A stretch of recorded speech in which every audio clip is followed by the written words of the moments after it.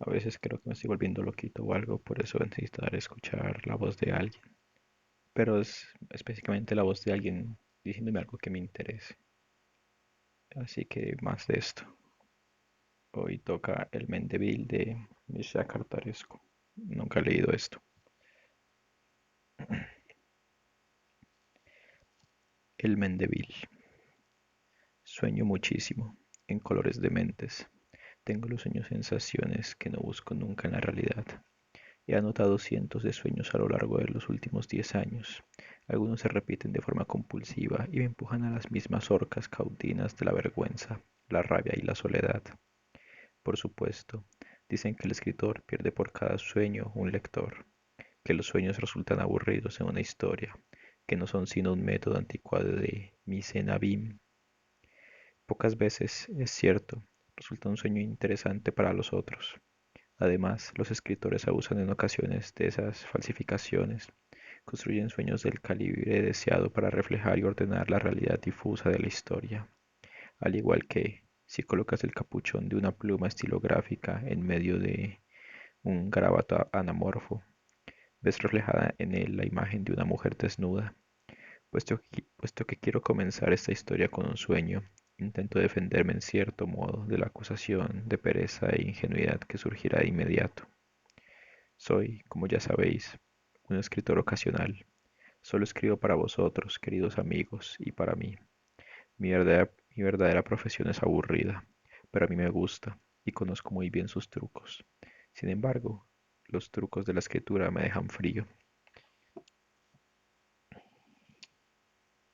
Eh, los trucos de la escritura me dejan frío. Desde hace algo más de un año, desde que asisto a vuestros encuentros dominicales, habría podido aprender muchísimo sobre la técnica a través de la cual se liga una historia. En cualquier caso, sin embargo, me temía que no tendría demasiado que decir. De hecho, hasta en la noche que soñé lo que quiero contaros, estaba convencido de que no había nada en mi vida que mereciera salir a la luz. Así que no pretendo llevar a cabo una mise en abim. Solo quiero comenzar porque estoy convencido de que, tanto en la vida como en la ficción, el comienzo da el tono. Incluso en la locura, recuerdo cómo empezó a, incluso en la locura, recuerdo cómo empezó a perder el norte un amigo mío. Llegó un día muy agitado a mi apartamento y me relató con una extraña coherencia lo que le había sucedido una hora antes. He cogido el tranvía, he cogido el tranvía para ir a visitar a un conocido. Por culpa del frío, las ventanillas estaban empañadas. En el asiento de delante había una mujer, como de pueblo, con una zamarra marrón sucia y un pañolón verde. No me había fijado en ella he levantado una mano burdamente enguantada y al- hasta que ha levantado una mano burdamente enguantada y ha limpiado una parte de la ventanilla empañada. Estaba precisamente mirando a través de la mancha transparente. Cuando el tranvía ha entrado en el túnel y la mancha se ha vuelto negra como la brea sobre el fondo blanco del resto de la ventana. Pues bien, la mancha producía perfectamente el famoso perfil de Goethe. Todo estaba ahí, la nariz recta que nace directamente de su frente oblicua, la peluca que acaba en una cola de caballo, los labios firmes, la barbilla redonda. En fin, no voy a alargarme más y voy a comenzar la historia del sueño que he mencionado. Hace unos 2 meses soñé que estaba simplemente encerrado en un frasco, pero en uno que parecía tallado en cristal de roca. Daba vueltas de aquí para allá porque aquel frasco en el que, de vez en cuando, centellaban arcoíris y contemplaba, encantado a través de sus paredes, el mundo fluido, tembloroso del exterior.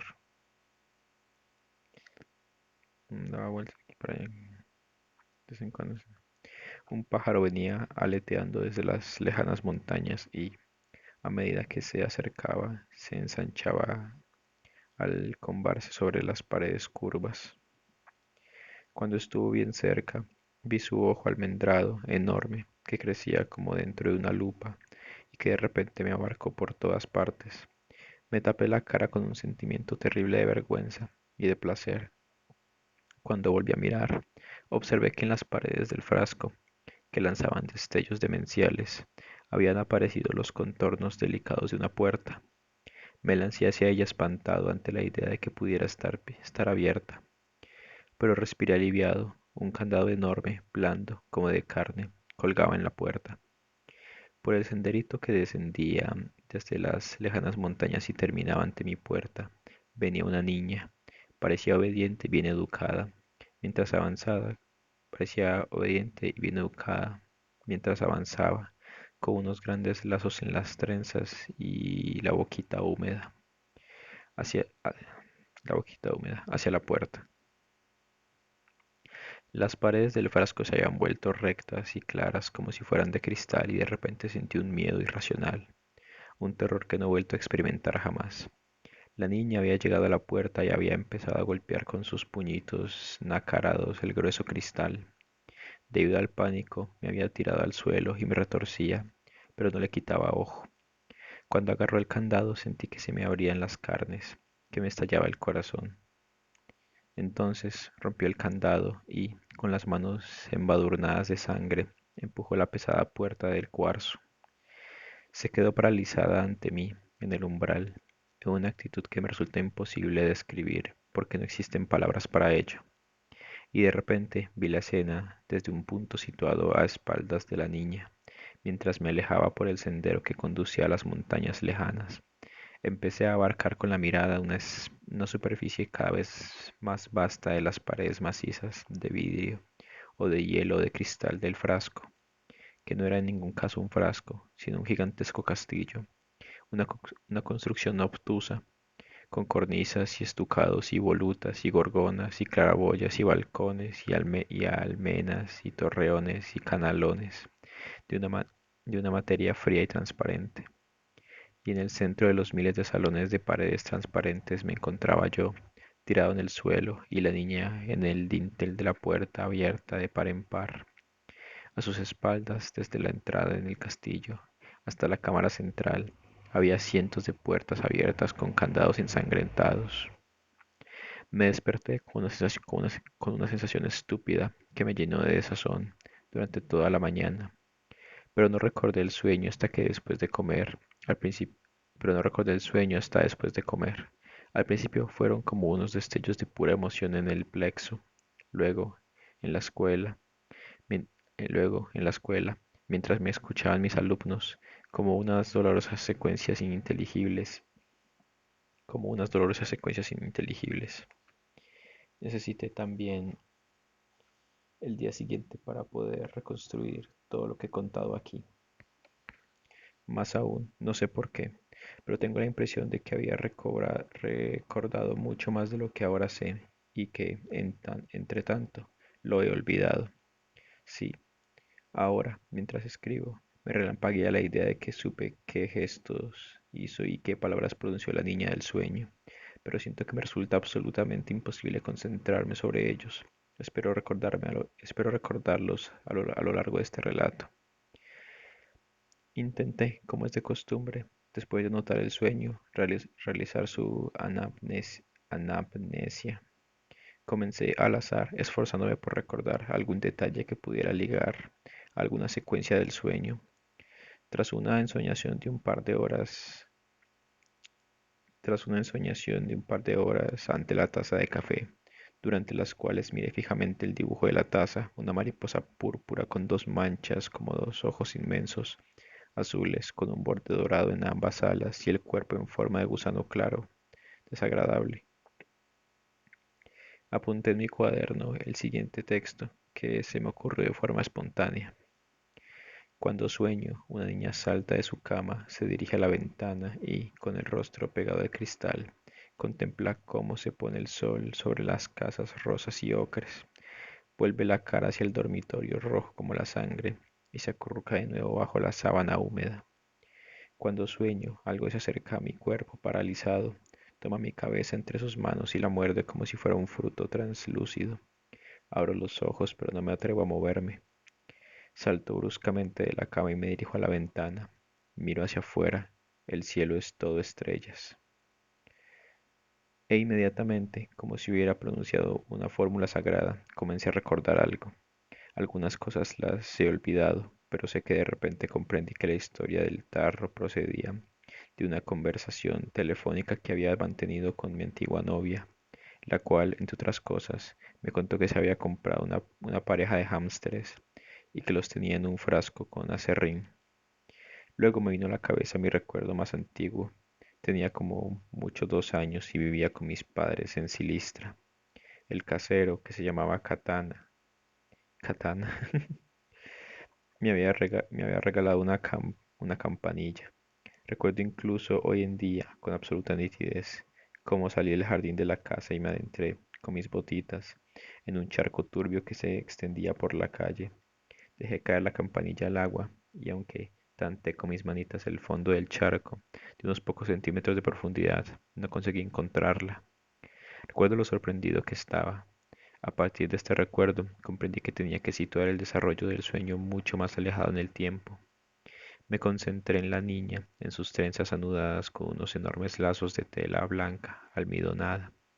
Pensé que se parecía a las campesinas retratadas por los maestros holandeses, mujeres con la cabeza cubierta por bordados grandes y envolventes. Pensé en las sábanas de Holanda, sobre las que descansaban los desnudos soberbiamente cimbrados de ingres, y, de repente, arrinconé el recuerdo. La niña se llamaba Yolanda. Yolanda. Hubo una pausa, pero ya está. La niña se llamaba Yolanda.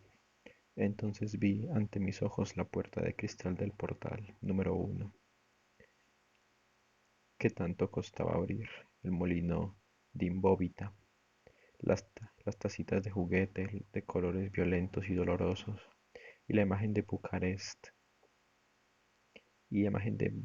desde la terraza, iluminada en la noche por anuncios rojos y verdes que se encendían y se apagaban. En un estado de exaltación difícil de describir, al cabo de unos minutos desenterré en mi memoria algunas cosas de las que estaba seguro no recordar ya nada. Es más, me di cuenta de que aquel periodo de mi vida es el que concentró todo lo original y tal vez insólito que hay en mí. ¿Cómo había podido resistir hasta entonces ese globo perfecto, nacarado, encerrado entre las valvas cenicientas de mi vida de profesor soltero y hastiado, que vive solo porque ha nacido? Es algo que no puedo comprender. Pero vive solo. Pero me sentí muy feliz porque, a decir verdad, quizá podría tener algunas cosas interesantes que contar a partir de mi propia experiencia. No estoy pensando en escribir un cuento, sino una especie de relato, una pequeña y sincera crónica del más, de hecho, del único extraño periodo de mi vida. Y creo que el protagonista de esta crónica, si bien en la época en que transcurre la acción, no tendría más de 7 años, merece ser descrito, porque estoy convencido de que marcó para siempre, aunque fuera subterráneamente, como es mi caso, el destino de todos los niños que jugaban por aquel entonces detrás de mi bloque de Stefan Selmar. El bloque tiene 8 pisos, y en la parte trasera hay ahora un aparcamiento en el que los coches tiritan uno junto al otro en el aire gélido de este invierno. Hace ahora 21 años, cuando nos mudamos, cuando nos mudamos aquí. Mi madre acababa de salir de la maternidad, donde había dado a luz a mi hermana. Recuerdo cómo, en medio de una habitación completamente vacía y blanca, en la que la luz penetraba por una ventana sin cortinas, mamá estaba sentada en una silla iluminada cegadoramente por el sol primaveral. Daba de mamar al bebé. Yo llegaba con la cabeza justo a la altura del fregadero de la cocina. Con el tiempo, el esmalte del fondo se desportilló y se formó una mancha que reproducía con precisión el perfil de África, con sus desiertos y ríos principales. El bloque estaba aún por, el bloque estaba aún por rematar. Uno de los lados estaba adosado a una construcción que siempre me perturbó debido a sus almenas y torreones, a las perspectivas infinitas que luego volví a encontrar en Chirico por toda la parte trasera. A partir del molino, otro edificio medieval de un rojizo siniestro, se alzaba todavía unos andamios oxidados. Detrás del bloque, la tierra estaba excavada por las zanjas del alcantarillado, que alcanzaban en ciertas zonas una profundidad de más de 2 metros. Este era nuestro campo de juegos, separado del patio del molino por una cerca de hormigón. Era un mundo nuevo y lleno de escondrijos, sucio y extraño, que nosotros, unos 7 u 8 chavales de entre 5 y 12 años, conquistábamos y recorríamos cada mañana, armados con pistolas de agua de dos ley, de dos, que comprábamos azules y rosas en Caperucita Roja, la tienda de juguetes que estaba entonces en Obor, el antiguo Obor, el verdadero, el que siempre olía a aguarrás. La pandilla tenía una jerarquía estricta, basada en el principio de la fuerza física. Se trataba básicamente de quién podía pegar a quién. Recuerdo a algunos de sus miembros, Boba y Paul Smirnov. Qué contrariedad cuando descubrí más adelante el vodka. Qué contrariedad cuando descubrí más adelante el vodka que se llamaba igual.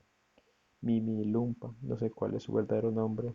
Luta, Dan, el del portal, Marconi y su hermano, Shinesu, Lucy, Marian Martianu, Martaganu, Taganu, Taku, ese que se casó hace un par de años con una dependienta de la pastelería. Jan, Jan el del séptimo, Sandu, mi vecino, Nico Sur, el del otro portal, cada uno de ellos, me parecía ahora, era interesante a su manera. Paul comía alquitrán y sorbía la barriga de las mariposas porque decía que tenían miel. Su hermano, Boba, era obediente y vergonzoso, pero tenía la manía de hablar con todo el mundo del Titanic, que, decía él, era más alto que 3 bloques de pisos colocados uno encima del otro, y tenía 1000 hélices. Mimi criaba un erizo y coleccionaba paquetes de cigarrillos extranjeros, algunos de plástico fino. Era el mayor y nos podía pegar a todos. Por eso era el jefe, aunque era un poco gitano. Todo lo que Mimi tenía de grande lo tenía su hermano Lumpa de debilucho, un morenito mocoso y llorón, que berreaba de tal manera que por algo le llamaban Sinfonía en Do mayor. Debía tener unos 4 años y era un poco retrasado, apenas balbuceaba 3 palabras.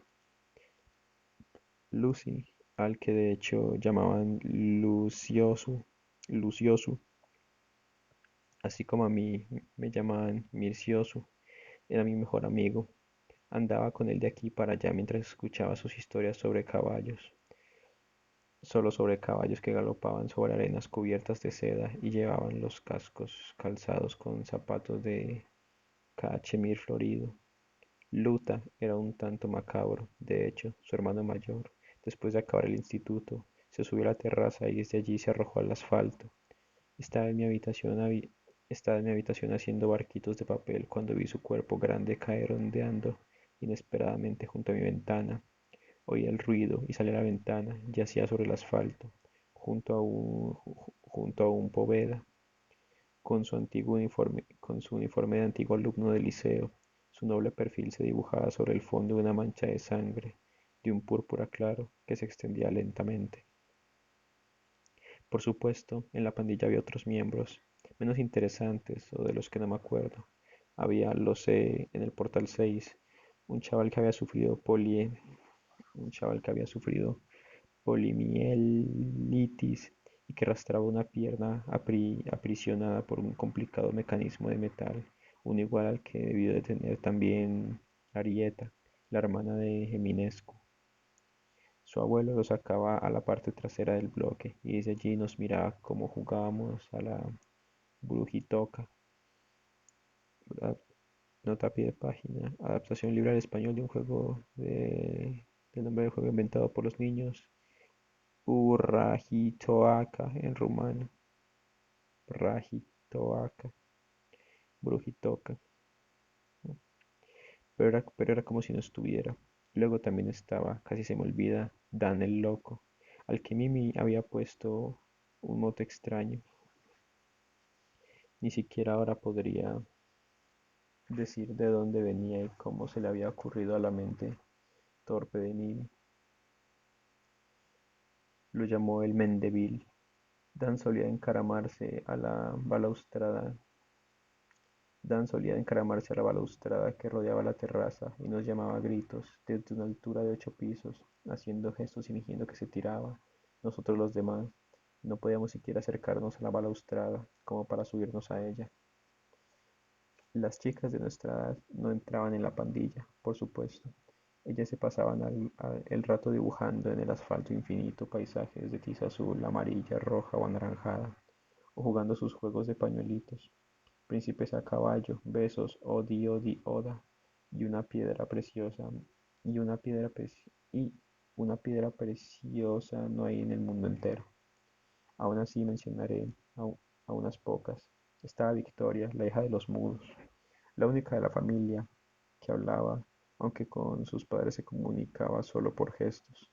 Mona, la hermana de Dan, tan psicópata como él, de ojos amarillos que brillaban de odio, y la única a la que dejábamos jugar a la brujitoca. Fiordalis, hija de unos griegos que se apellidaban Sorson. Marinela, a la que Jan cantaba, con la melodía de Marina, Marina, Marina, rubia, rubia, rubia, alta como una sonda. Y por fin, Yolanda, la que se me apareció en el sueño. No quiero abundar demasiado en ellos. Todas estas nubecillas coloreadas y perfumadas son solo pintorescas y yo no puedo permitirme aburriros con una historia pintoresca. Background. Eso es lo que fuimos todos para aquel que llegó y que dejó en nosotros una huella inexplicable. Aquel que no podía pegar ni siquiera al lumpa y que, sin embargo, fue respetado y secundado durante una temporada incluso por mí. Todo lo que he contado hasta aquí es tan solo la presentación de esta, digamos, historia, pero merece la pena realizar el esfuerzo, aunque solo sea tal vez por mi costumbre de profesor de rumano que repite cada vez que tiene la ocasión. Toda redacción debe tener una introducción en la que se plantea el tiempo, el lugar y los personajes de la acción, un desarrollo y una conclusión. Mi introducción se ha alargado bastante, pero aún así no puedo pasar todavía al contenido. Debo mostraros previamente cómo nos divertíamos antes de que nuestro bloque llegara el personaje principal. La mayoría de nosotros no salía prácticamente nunca del perímetro de la zona trasera del bloque, pegado a la planificadora El Pionero, como si brotara directamente de ella. Había un castaño viejo y retorcido que tenía un agujero relleno con cemento y un trabal clavado de forma oblicua en su corteza llena de hormigas. Un castaño viejo. En él apoyábamos el pie Sandu, Lucy y yo cuando trepábamos al árbol. Ahí nos sentíamos a nuestras anchas como los viejos de capote en el arpa de hierba.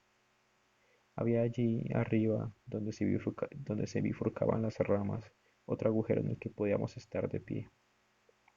Justamente a principios del verano habíamos encontrado este hueco lleno de sacapuntas de plástico chinos. Tenían una variedad de colores que nos dejó sin aliento. Había, había más de 50 y representaban todo tipo de tiernos animalitos, ardillas de colas gruesas y ensortijadas, conejitos blancos, caballos en un balancín, bambis de Disney, ranitas de ojos azules.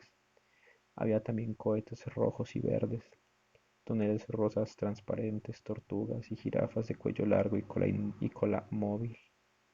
La noche anterior allí no había nada, y nosotros habíamos venido por la mañana temprano. Tampoco los días posteriores merodeó nadie por el castaño aparte de nosotros. Simplemente concluimos, los sacapuntas habían crecido allí solos, se habían abierto como una mirífica florecilla del árbol, tal y como los cactus o el bambú florecen una vez cada 100 años. No nos los llevamos a casa. Incluso los más tiernos conejos o cervatillos se escondía, incluso bajo los más tiernos conejos o cervatillos se escondía el filo firme, implacable de la cuchilla de acero. En el castaño, como unos viejos indios, deliberábamos. Cuando Lucy se había saturado ya de hablar de caballos, tras haberlos vestido con tantos hilos de oro, rubíes y pesadas sedas que ya no sabía qué más inventar, Él afirmaba tener caballos semejantes en el pueblo, después de que Sandu, que jamás se convertiría en matemático, nos aburriera con la absurda afirmación de que había encontrado un libro de aritmética en el que, en vez de con números, realizaban sumas, restas, multiplicaciones y divisiones con letras. Después de que yo, finalmente, jurara haber visto un fantasma, pasamos a cosas más serias. ¿Sería verdad que esa palabrita que encontramos escrita sobre la valla de hormigón o arañada sobre la brea de algún tubo quería decir que todos los mayores? Y entonces, todas aquellas canciones que cantábamos con tanto entusiasmo, Selene, Selene, N-A, corre en pijama la vieja, Selene, N-A, y el viejo no la deja, etcétera, se referían a la misma guarrada. Se referían a la misma guarrada. Pues claro, decía Lucy, y añadía con cinismo, incluso, incluso tu madre y tu papi lo hacen. Luego empezaba a soñar, luego empezaba a soñar. Cuando tenían que hacerlo, cuando tenían que hacerlo, se dirigían a una especie de hospital. Allí les daban una habitación sin ventanas, el orificio de la llave taponado con algodón. En el centro de la habitación hay una especie de mesa de operaciones sobre la que la mujer se colocaba boca arriba. Encima de la mujer había una hamaca a la que el hombre se encarama con una escalera y se instala boca abajo. A continuación, un mecanismo acerca la hamaca a la mesa de operaciones de tal manera que los padres se despiertan uno sobre el otro, justo como en los chistes de Mimi. Todo esto duraba mucho, horas y horas, y mientras tanto la mujer leía un libro. Luego regresaban a casa. ¿Por qué lo sabes?, le preguntábamos, y luego nos enredábamos en controversias escolásticas. Entendíamos más o menos aquella palabra breve, pero respecto a otras palabrotas que aseguraban al interlocutor que existían incluso variantes, no nos poníamos de acuerdo en absoluto. Incluso con aquella palabra Mis, me asaltaban las dudas. Mis padres parecían demasiado serios como para hacer algo así, aunque fueran en el hospital. Pensaba en esas cosas durante aquellas largas y atormentadas sobremesas, en las que me obligaban a echar la siesta. La luz dorada rojiza llenaba lentamente el dormitorio, se reflejaba en la puerta del escritorio y caía sobre mi rostro. Llenaba lentamente el dormitorio, permanecía en la cama con los ojos abiertos y contemplaba a través de la ventana las maravillosas nubes que se deslizaban brillantes, caprichosas, por el cielo de verano. A veces me levantaba hurtadillas de las sábanas almidonadas, rígidas como cristal blanco pero ligeras como papel, y me dirigía a la ventana. Veía hasta el horizonte el panorama de Bucarest, paralizada bajo las nubes, el montón de casas antiguas con sus tejas y claraboyas, con ventanas y puertas de roble macizo y, un poco más allá, unos edificios grandes y cenicientos, con muchas ventanas, el bloque del centro con el letrero Gallus, como un globo azul, los almacenes Victoria, hacia la izquierda, hacia la izquierda del torreón de fuego, los bloques redondeados de Stefan de Selmare y, muy lejos, las centrales térmicas con sus gigantes chimeneas, de las que salían vapor en hilos de estopa. Todo ello filtrado a través del follaje tembloroso de los álamos y los carpes, cuyas copas cuyas copas verde claro o verde esmeralda o verde oscuro sobresalían allí y allá entre los edificios. Nunca tenía sueño. Corría rápido a la cama en cuanto oía el más leve crujido, porque sabía que era mi padre que venía con una medida de nylon en la cabeza a controlar si dormía. Nuestros juegos eran en ocasiones crueles y bárbaros. Veo todavía hoy a Luta incrustar un clavo de un solo golpe en el pecho de un gato dormido. El clavo penetró a través de las costillas y alcanzó probablemente el corazón, pues el gato dio un respingo, agitó unas cuantas veces las patitas traseras, retorciéndolas espasmódicamente, y se quedó tieso. Hizo que dicen que estos animales tienen 7 vidas. Luego humedecimos en la sangre la punta de nuestras flechas y las lanzamos hacia arriba. La flecha de Mimi llegó tan alto como el bloque. Otro día encontramos Sandu y yo una cría de gorrión bastante grande, con el plumón formado con el plumón formado casi por completo. Lo perseguimos por las zanjas hasta echarle el guante. Luego jugamos a médicos con él. Nuestro juego duró varias horas y le metimos por el pescuezo todo tipo de porquerías, alcohol, esencia de almendras, orina, etc. Cuando ya no era capaz de resistir más, empezamos a jugar con él al tenis, con esas ordinarias raquetas de plástico. Finalmente lo enterramos, aún vivo, dentro de una caja de vino dulce. Lo cubrimos con tierra y lo pisoteamos. Hacíamos lo mismo entre nosotros, nos perseguíamos todo el día por las laberínticas zanjas del alcantarillado. Bajábamos por ciertos sitios, avanzando entre tubos embreados y grifos gigantes, y luego se nos colaba en la nariz y en la sangre aquel miasma de tierra, de lombrices y larvas, de lombrices, aquel miasma de tierra, de lombrices y larvas, de brea y masilla fresca. Aquello parecía volvernos locos. Armados de pistolas de agua, enmascarados con cartones del depósito de muebles que pintarrajeábamos en casa para que resultara de lo más terrorífico. Armado de pistolas de agua enmascarados, enseñando los colmillos, con los ojos desorbitados y las narices hinchadas. Nos perseguíamos por los canales tortuosos mientras arriba veíamos tan solo una franja de cielo que se oscurecía a medida que el tiempo pasaba. Cuando, al girar en un recodo, nos dábamos de bruces con un enemigo, aullábamos y,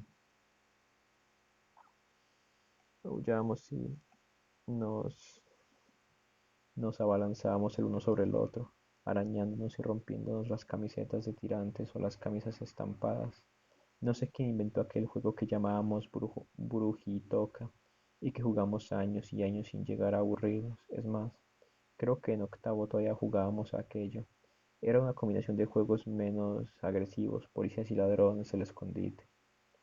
Al principio, había una sola brujitoca elegida al azar. Era la única que llevaba careta y además blandía un palo en la mano.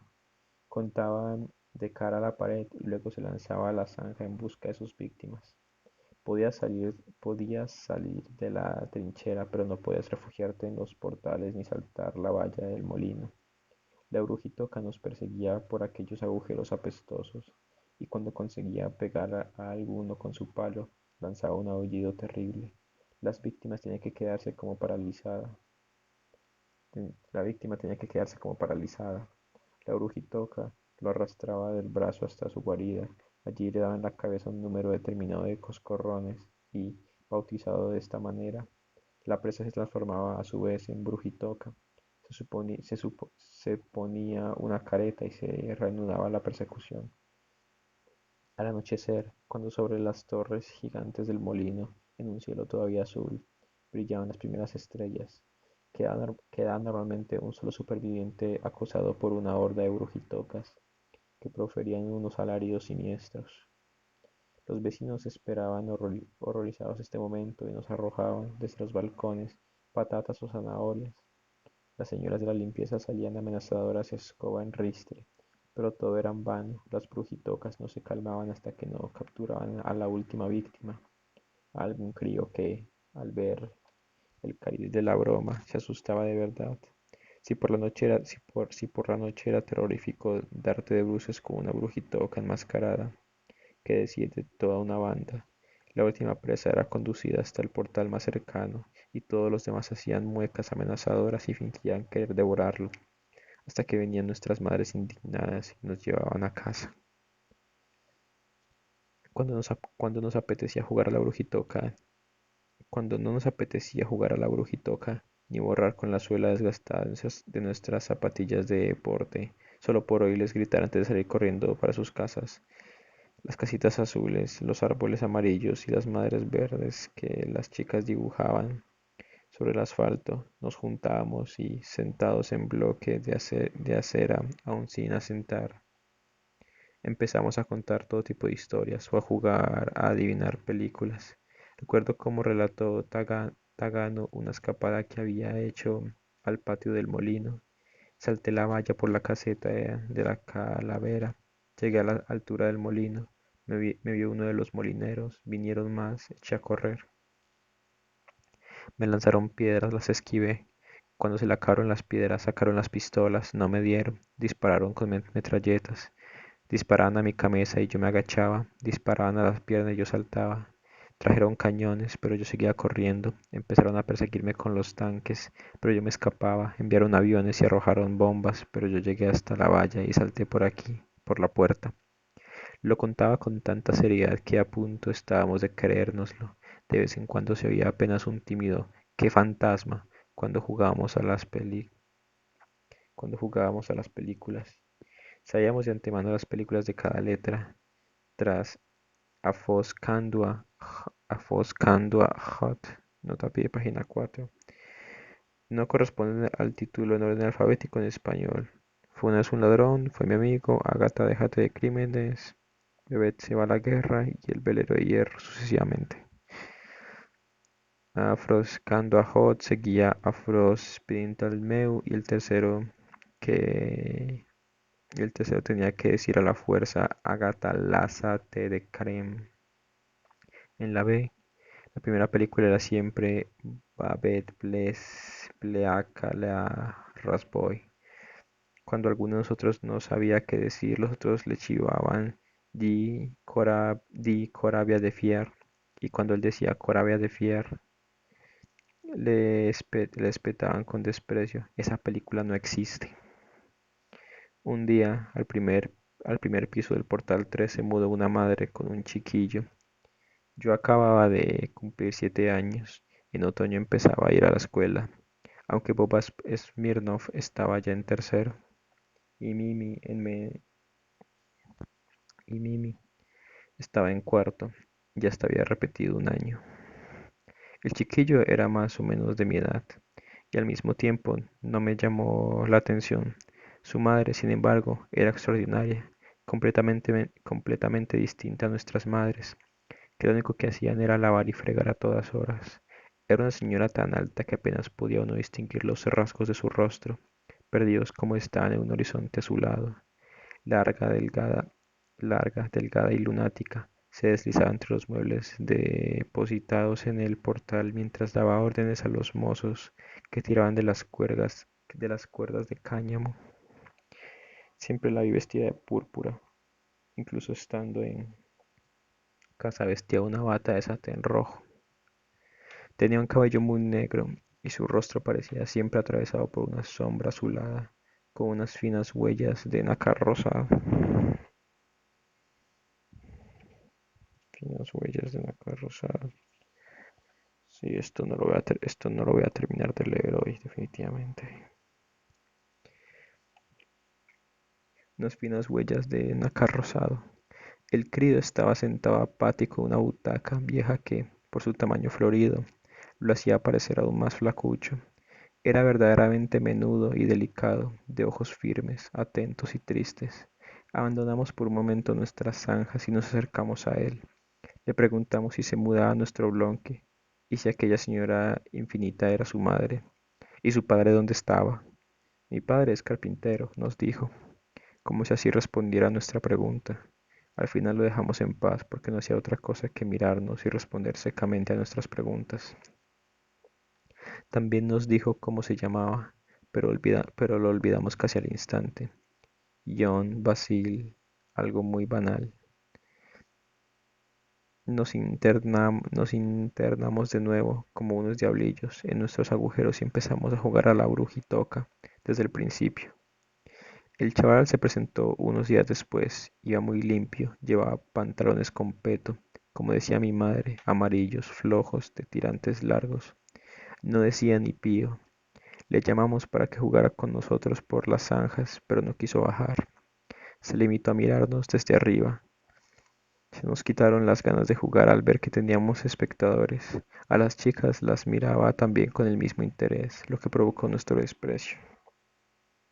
Llegó incluso, llegó incluso, llegó incluso a pedirle a Mona, precisamente a ella, a ver si podía prestarle una tiza morada. Mona, que era una descarada, le mostró el trasero enfundado en un pantalón beige y se dio un azote. ¿Y no quieres que te dé esto? El chico la miró indiferente y se alejó. Durante más o menos una semana lo oímos hablando cada día con el chaval que había sufrido poliomielitis.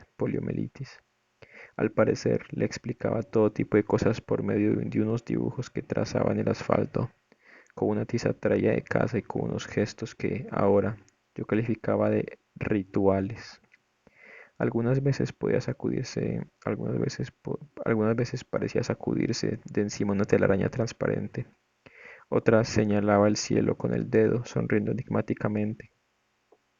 En aquellas tardes, envueltas en una neblina púrpura que se tornaba imperceptiblemente marrón.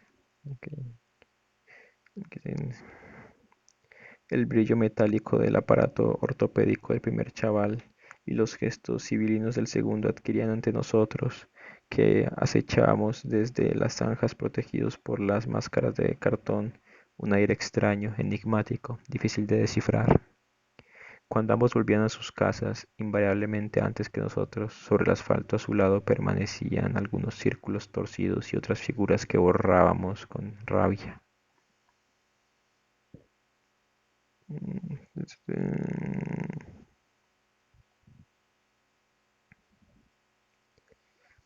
El chaval se las daba de listo, se hacía el importante. Esta fue la conclusión de nuestra pandilla.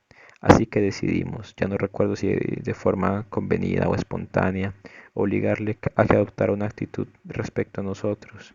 Si se hacía nuestro amigo, bien, y si no, mejor aún, pues sentíamos la necesidad de tener un enemigo de verdad. Poco antes habíamos intentado llevar a cabo un hecho heroico, pero habíamos fracasado penosamente.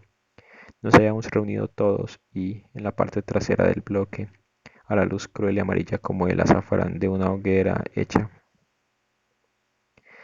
mm, nos habíamos reunido todos y en la parte trasera del bloque, a la luz cruel y amarilla como el azafrán de una hoguera hecha con cartones de envolver televisores, nos habíamos provisto de largos listones de almacén de muebles.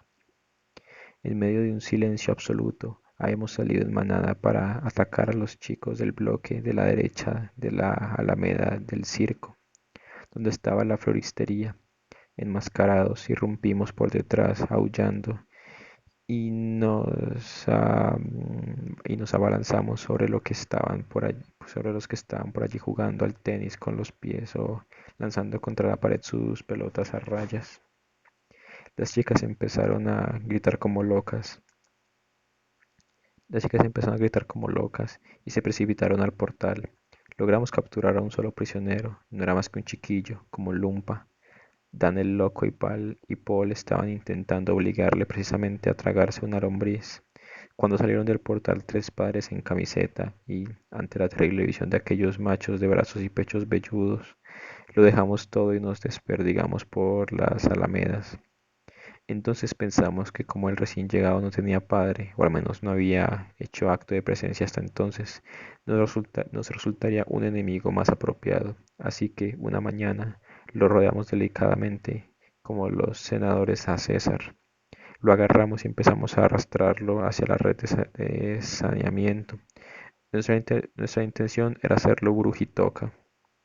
El chaval clavó los talones y se resistió con toda su alma. Contemplado de cerca, su rostro era completamente distinto al de cualquier otro crío que hubiéramos visto hasta entonces. Su cabello era castaño, ligeramente rizado. En la curva de cada rizo brillaban en todas direcciones unos reflejos dorados. Las hebras del cabello de la parte superior estaban ligeramente enredadas y una pequeña telaraña estaban ligeramente enredadas y formaban una pequeña telaraña rojiza. Ay, ouch. Bajo los rizos de la frente, unas cejas finas se arqueaban sobre los dos enormes óvalos de los ojos entreabiertos. Bajo los rizos de la frente, unas cejas finas. Unas cejas finas. Entre unos párpados sin pestañas, bordeados por una pielecita negra, se adivinaban las dos mitades de los discos violetas del iris. Las órbitas parecían más oscuras que el delicado bronce de sus mejillas. La nariz la tenía larga y fina, pero era armoniosa, y el hueco de las fosas nasales, simétricamente marcadas, era inusualmente profundo. Tenía los labios firmemente cerrados, no enseñaba los dientes casi nunca, pero a veces sonreía con una boca húmeda que expresaba algo a medio camino entre la astucia, la ironía y la simple bondad. Ahora, sin embargo, mientras lo arrastrábamos hacia el foso, mostraba una expresión máxima de concentración. Te cansabas solo con mirarlo. Te cansabas solo con mirarlo. Yo lo estaba sujetando del brazo izquierdo cuando, al llegar al borde de la zanja, sentí de repente que sus sacudidas adquirían una fuerza insólita. Había empezado a lanzar el pecho hacia adelante como si quisiera sacarlo de la camisa, y los hombros se le contrajeron con una violencia tal que nos pilló por sorpresa. Entonces lo soltamos y abrimos, asustados, un cerco en torno a él. El muchacho permaneció de pie un instante, agitándose y doblando el espinazo como si quisiera rompérselo, y luego se dejó caer al suelo lentamente, gimiendo. Gemía y lloraba unos lagrimones enormes, empezaron a correr. Gemía y lloraba y unos lagrimones enormes empezaron a correrle por las mejillas. Echamos todos a correr en dirección al portal número 3 y nos subimos a la terraza. Estremecidos, vimos como del callejón del bloque salía corriendo, toda fruncidos y toda fruncidos y volantes, ¿no? Toda fruncidos y volantes rojos, la madre del chaval, la madre del chaval. Estremecidos vimos como el callejón del bloque salía corriendo, la madre del chaval. Lo cogió en brazos y también a la carrera desapareció por el callejón. Me fui Me fui a casa y después de almorzar fui sometido de nuevo, como siempre, a la tortura de la siesta, que era de todo menos siesta. Lo verdaderamente angustioso era que no tenía reloj, así que no podía saber cuándo acababan aquellas 2 horas odiosas en que tenía que permanecer acostado en la cama, en el calor seco del verano. Por la ventana, nubes blancuzas brillantes se devanaban hasta el infinito, barridas por las copas de los álamos. Cuando volví a bajar a la parte trasera del bloque después de comer, me encontré a toda la pandilla reunida, boquiabiertos. Los chicos miraban hacia arriba, hacia algo probablemente sensacional que yo no podía ver aún por culpa de la esquina del edificio. Ven para acá, Mircioso, me gritaban. Ven a ver al Mendeville 2. Ese está más loco que el Mendeville. Incluso Mimi y Boba, que eran más mayores y no solían sorprenderse con facilidad, parecían hipnotizados por lo que estaban viendo. Se les había unido también Luta, con su cara cetrina sin cejas, Niku, Nikusor, gordito y vestido como un señor, con gafas estilo John Lennon. Estiraba también el pescuezo con la expresión perpleja e irritada de los miopes. Cuando me acerqué, me quedé helado. Junto al molino, Dumbovita, Dumbovita de paredes rojizas. Junto al molino, Dumbovita de paredes rojizas. Al otro lado de la valla de hormigón se encontraba la planificadora El Pionero. Es una fábrica vieja, de tejado en zigzag y ventanas redondas hacia las que se dirigen una especie de extraños bajantes blanqueados por la harina.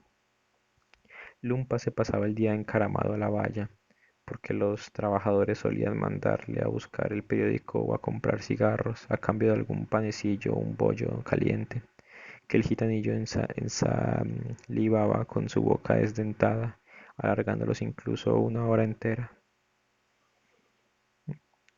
¿Quién era esto? Lumpa se pasaba el día encaramado. Lumpa. Muchos personajes.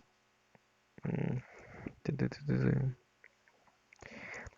El edificio de la planificadora estaba dominado por una chimenea de ladrillo más alta incluso que nuestro bloque, que se eleva, gruesa y roja, hacia las nubes entre las moneditas ovaladas de las hojas de la acacia.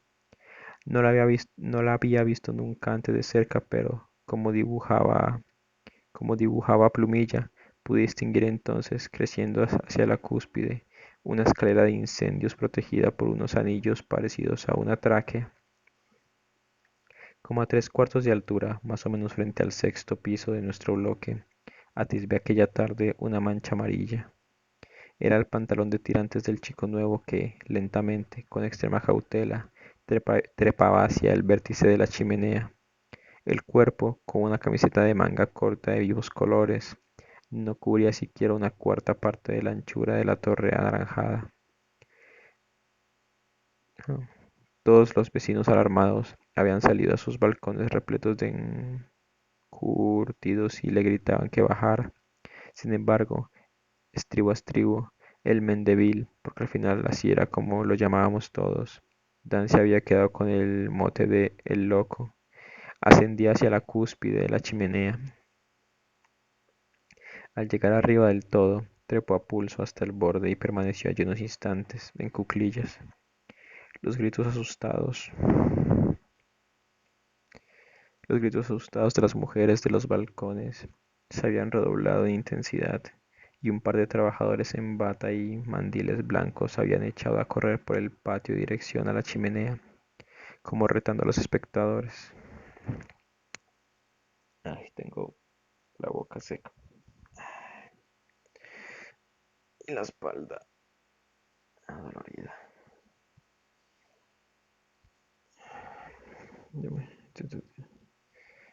Y un par de trabajadores en batas y mandiles blancos habían echado a correr por el patio en dirección a la chimenea. Como retando a los espectadores, el Mendeville, titubeante, se puso en pie. Se quedó erguido, fino como un clavo, a aquella altura abrumadora. Miraba hacia arriba pero saludaba hacia abajo, probablemente a nosotros. Luego comenzó a descender los estribos de metal, atravesando todos los anillos de la escalera de incendios, hasta desaparecer en el follaje de la acacia. Al cabo de un rato, oteando a través de los rombos de la cerca de hormigón hacia la que nos habíamos abalanzado, lo vimos venir corriendo. Escaló la cerca con dificultad y aterrizó justo entre nosotros. Escaló la cerca con dificultad y aterrizó justo entre nosotros. Tenía las mejillas encendidas, pero el resto de su cara estaba pálida. Miró tan solo a Mimi y le dijo, no me gusta jugar a a la brujitoca.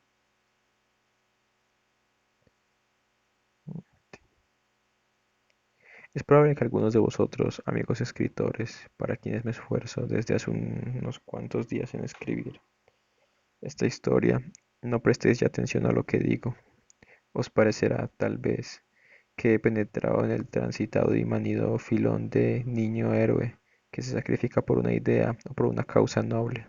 El Mendeville, tal y como lo conocí yo, tenía en verdad algo de ese arquetipo, pero básicamente, como espero demostrar, él no era ni de lejos un Ciresar, nota a pie de página, niño que participaba en de actividades benéficas. Él no era ni de lejos un Ciresar, ni un Nemesek de la calle Pal.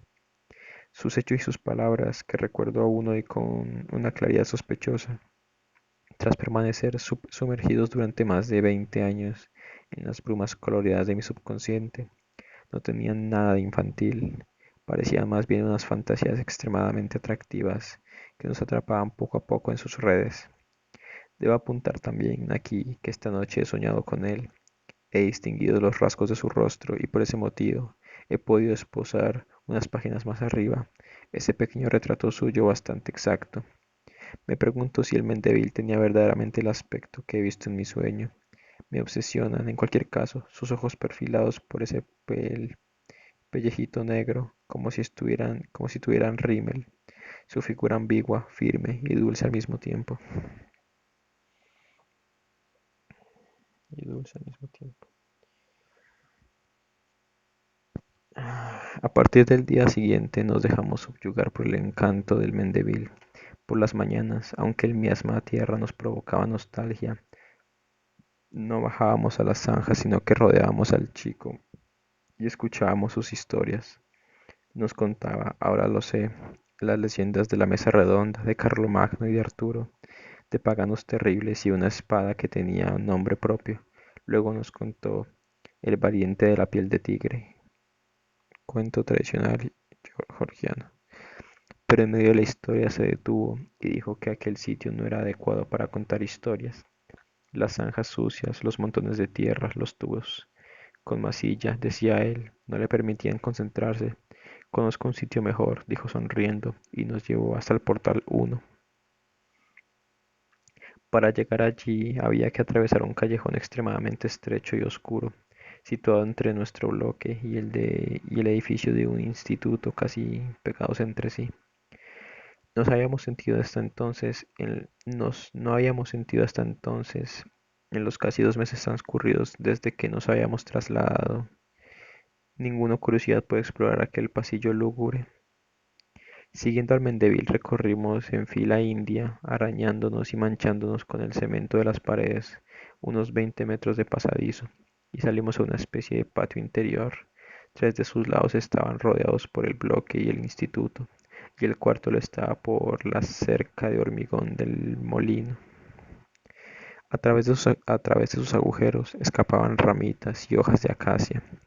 Era un patio pequeño, asfaltado, muy limpio en comparación con el de la parte trasera del bloque A. Ah, del bloque, del bloque. Uno de los lados. A uno de los dos lados se abrían las puertas de cristal del portal 1. Mi espalda. Del portal 1. En el otro había unos escalones bastante empinados que culminaban en una pequeña plataforma con una balaustrada de piedra que daba a una de las puertas tapiadas del instituto. Bastante empinados que culminaban en una pequeña plataforma. Solíamos referirnos a esta escalera de piedra como el puente. Pegado a la valla había un cubo de hormigón que acababa en una especie de pilón metálico, con la superficie superior levemente ahuecada. Nunca llegué a saber para qué servía. Nosotros a este lugar lo llamábamos el trono. Finalmente, la tercera irregularidad del portal 1 era un gran transformador de tubos doblados y fachada de hormigón, que recuerdo cubierto por la letra grande coloreada del Mendeville. Un transformador de tubos.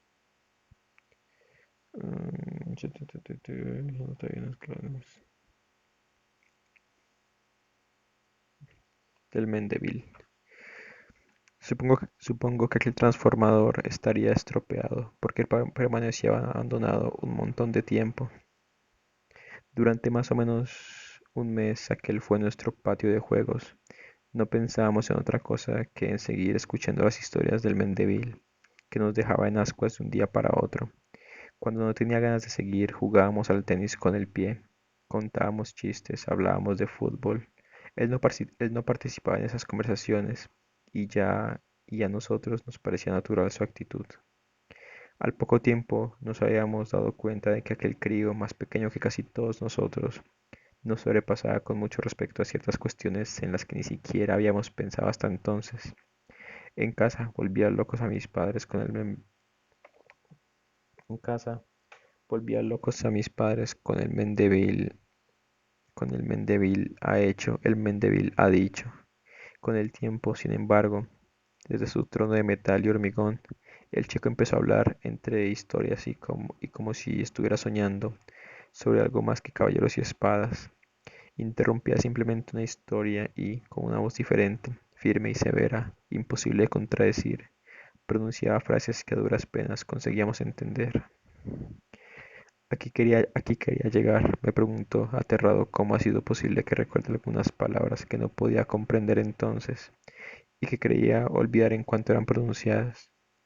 Algunas de sus extrañas teorías contradecían de lleno todo lo que nos había dicho nuestros padres o lo que habíamos escuchado en las emisiones de divulgación científica, La Rosa de los Vientos en la radio y la teleenciclopedia en la televisión. pero el Mendeville las llenaba de sentido y de magia. No sé de qué manera exactamente, gracias a su simple presencia, gracias a su voz y a sus gestos, sin perder de vista, sin perder de vista que sus palabras tenían en sí mismas algo perteneciente a otro mundo. Creo que apenas un fragmento de todo lo que he leído contiene el espíritu de lo que entonces nos decía aquel chico.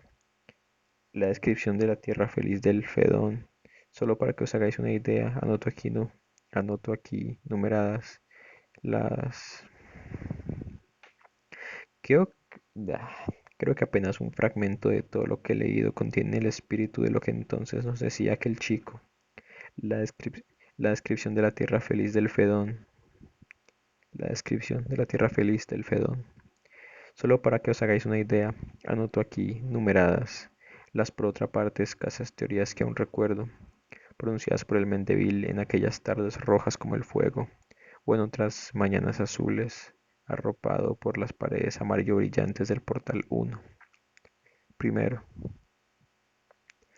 en mi cabeza, bajo la bóveda craneal, vive un hombrecillo idéntico a mí. Tiene mis mismos rasgos, se viste igual que yo. Lo que hace que él, lo que hace él, lo hago también yo. Cuando él come, yo como. Cuando él duerme y sueña, yo duermo y sueño exactamente los mismos sueños que él. Cuando él mueve la mano derecha, la muevo también yo, porque él es mi marionetista. Pero la bóveda celeste no es sino, pero la bóveda celeste no es sino el cráneo de un niño gigante, que también es idéntico a mí. Tiene los mismos rasgos, se viste igual. Lo que hago yo, lo hace él. Cuando yo como, cuando yo como, él come. Si yo duermo y sueño, él duerme y sueña el mismo sueño que yo. Para que él mueva la mano derecha, basta con que yo mueva mi mano derecha, porque yo soy su marionetista. El mundo de alrededor es el mismo para mí y para él. Y a mi marionetista y a mi marioneta lo rodean un luta y un lumpa y un mimi y vosotros, todos los demás, y los que son igual que vosotros, y los que son igual que vosotros. El tapón de cerveza del suelo existe también en el mundo muy muy pequeño de mi marionetista y en el mundo muy muy grande de mi marioneta, de mi marioneta, porque todo es igual. Pero en mi marionetista existe otra marioneta que está en el interior de su cráneo y que es idéntica a mí, y en su interior otra más pequeña y así hasta el infinito. Y mi marioneta maneja otra marioneta, mucho más grande, en cuyo cráneo vive y que maneja a su vez otra marioneta y así hasta el infinito. Su mundo es igual al nuestro. Su mundo es igual al nuestro. Ni siquiera yo mismo sé qué lugar de esta serie ocupo yo. En el momento en que os cuento todo esto, un rosario infinito de marionetas y marionetistas hablan en sus mundos a un infinito rosario de niños, utilizando las mismas palabras que yo utilizo. Segundo, la Tierra es un animal dotado de pensamiento y voluntad, pero tiene una voluntad mucho mayor que la nuestra, la de los que estamos pegados a ella. Los pájaros y las mariposas tienen, sin embargo, una voluntad poderosa y por eso son capaces de volar. Nosotros mismos, si tensamos la voluntad, nos volvemos ligeros como el aire. El Mendeville nos hizo incluso una demostración práctica de esa teoría. Se sentó en cuclillas en medio del portal, se enlazó las rodillas con los brazos y echó la cabeza hacia atrás. Luego cerró los párpados y empezó a tensarse tanto que nos asustamos. Su rostro carecía en aquellos momentos de rasgo humano alguno. Temblaba con los labios apretados y las mejillas literalmente inyectadas en sangre. Me parecían sacos surcados por venas azules. Al cabo de un minuto, Mar- Martigan y Boba, sentados a ambos lados, lo alzaron hasta el techo con un solo dedo. Durante aproximadamente un cuarto de hora jugamos a soplar de una esquina a otra aquel ovillo vivo que, en posición fetal, se había vuelto tan ligero como un globo. Tercero, las mujeres nunca se unen a los hombres. Ellas portan una célula en el vientre. Cuando alcanzan la edad adecuada, nace en ellas un deseo de dar a luz. Entonces ponen en marcha las fases del nacimiento. Son las siguientes. De la célula sale una pulga, de la pulga una cucaracha, de la cucaracha una ranita, de la ranita un ratón, del ratón un erizo, del erizo un conejo, del conejo un gato, del gato un perro, del perro un mono, del mono un hombre. Las mujeres pueden detenerse en cualquier fase. Algunas dan a luz ranitas, otras gatos, pero la mayoría desean niños. Ellas podrían alumbrar a seres mucho más perfectos que un niño, porque las etapas del nacimiento no se acaban con el hombre. Y el Mendeville concluye, yo he visto un ser así.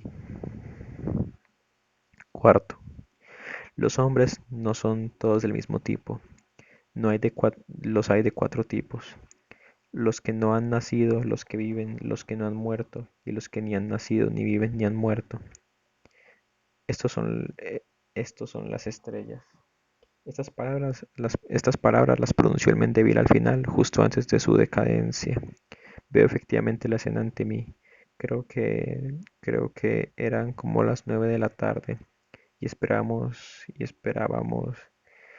que de un momento a otro nos llamaran nuestros padres desde los balcones. Apenas distinguíamos el brillo de nuestros ojos en la sombra de la tarde. Sobre el molino el cielo era de color índigo. A lo lejos brillaba una estrellita roja. Era la del tejado de la casa Scantey.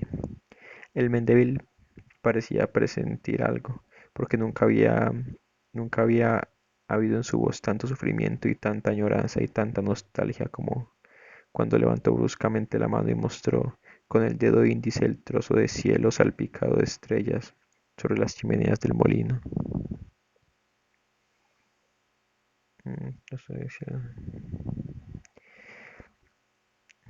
Los hombres son de todo, son los que no han nacido, los que viven, los que han muerto y los que ni han nacido ni viven ni han muerto.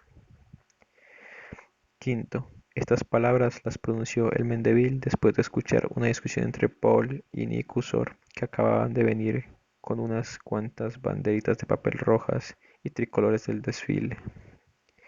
Mi padre me ha traído 10 banderitas de la manifestación, decía Paul. Mi padre me ha traído 50, decía Nick Usor. Pues a mí mi padre me ha traído 500 banderitas, decía Paul. Y a mí me ha traído 1.000.000, decía Nick Usor. A mí me ha traído mi padre 1.000.000.000 de banderitas del desfile, decía Paul. Pues a mí me ha traído requete billón de banderitas, decía Nicusor.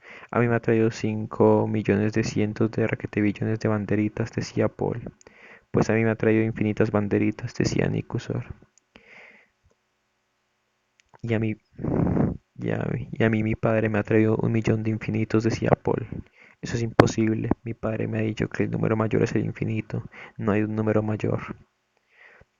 No, no existe un solo infinito. No, eso es lo que dice Mendeville. No, no existe un solo infinito. Existe un infinito de infinitos.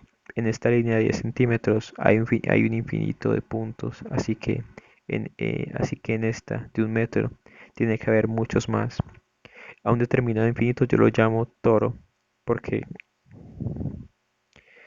porque en esta bolsita que llevo al cuello hay bordado un toro, y yo imagino que en la bolsita tengo un infinito, un universo entero en el que hay muchos mundos como el nuestro. Pero, ¿qué es esta bolsita comparada conmigo mismo, que estoy formado de un infinito de puntos? No es sino un infinito más pequeñito, y este bloque es un infinito mayor. No es sino un infinito, no es sino un infinito más pequeñito. No es sino un infinito más pequeñito, y este bloque es un infinito mayor que yo. En todo el mundo no hay sino infinitos grandes o pequeños. La silla es un infinito, el clavel es un infinito, esta tiza es un infinito, infinitos que se amontonan unos sobre otros, que se devoran unos a otros, pero existe un infinito que comprende todos los demás infinitos. Me lo imagino como una manada interminable de toros. Sexto, cuando mueres, caminas por un sendero muy largo que sube sin parar. Caminas y poco a poco tus rasgos se van transformando. La nariz y las orejas se retraen en la carne del rostro como las patitas de un molusco. Los dedos se retraen en la carne de la palma y los brazos se reabsorben en los hombros. Del mismo modo, las piernas se retraen en las caderas y ya no puedes andar, sino que flotas a lo largo de una pared de ladrillo rojo.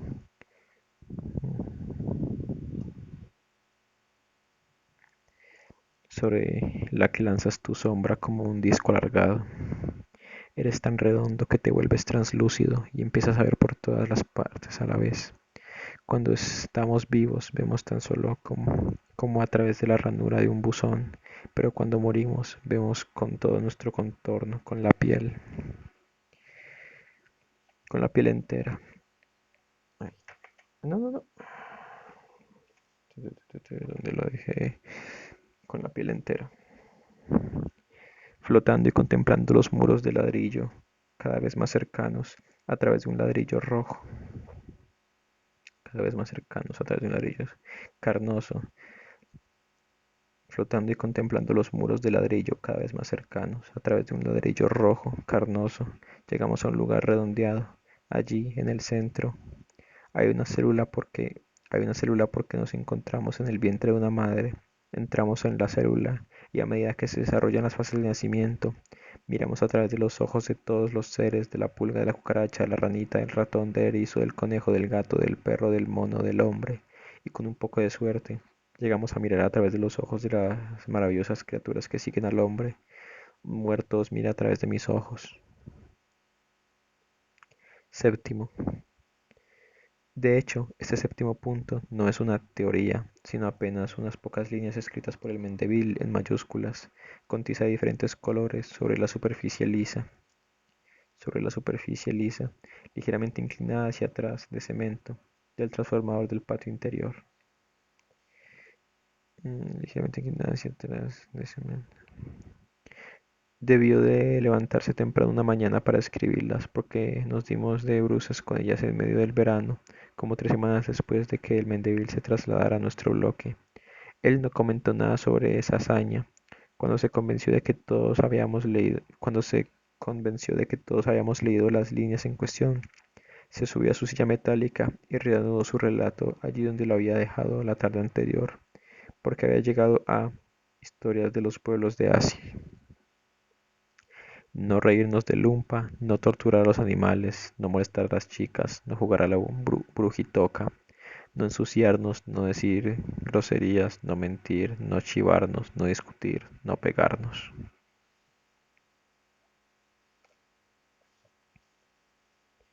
En cuanto las vimos, sentimos que teníamos que respetar aquellas palabras. Había incluso algo en nosotros que nos obligaba a no burlarnos de ellas.